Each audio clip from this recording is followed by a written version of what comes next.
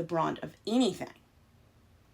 And we need to stop expecting men to go out, like in a Stone Age movie, and bring home an antelope and slam it on the table. That's the level of pressure men feel. Which is hilarious because most animal species, the female hunts, eats first, and then delivers what's left to the man. It is not a natural thing for men to be expected to be the provider, the sole or the majority financial provider. It's not natural to have such unrealistic expectations, specifically where you live and economy-wise, that men can implode from that kind of pressure. Not only do men have to be perfect, strong, never show emotion, and always be the protector, they have to provide, and they have to do a good job at it.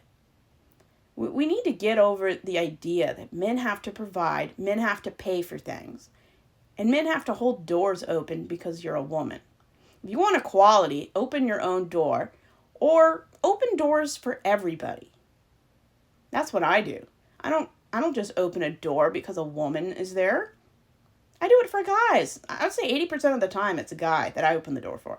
We just need to get over the idea that men pay for everything, and in turn, men are entitled to anything because they pay.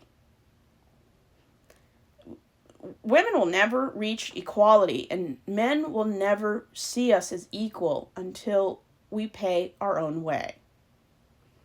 I guess my parents' generation called it going Dutch.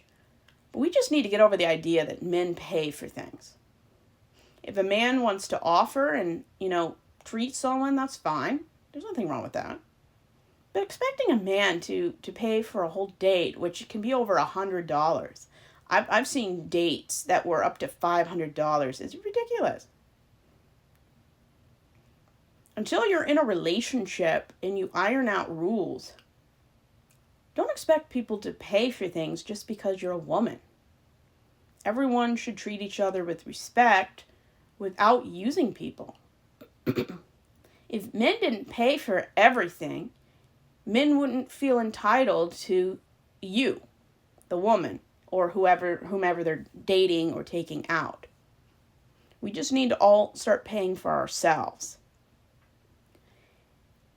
Men are harmed by the idea that they have to be everything for women. Men live in fear that if they don't measure up to a woman's fantasy of being the a kind of guy that's somewhere between Superman and the Incredible Hulk and be as wealthy as Bruce Wayne, women will leave them. The difference is fantasy isn't reality. Women don't want somebody who's perfect. If we wanted something perfect, we would design a robot. But we don't. At least most of us don't do that, even though I'm sure some rich people can do that.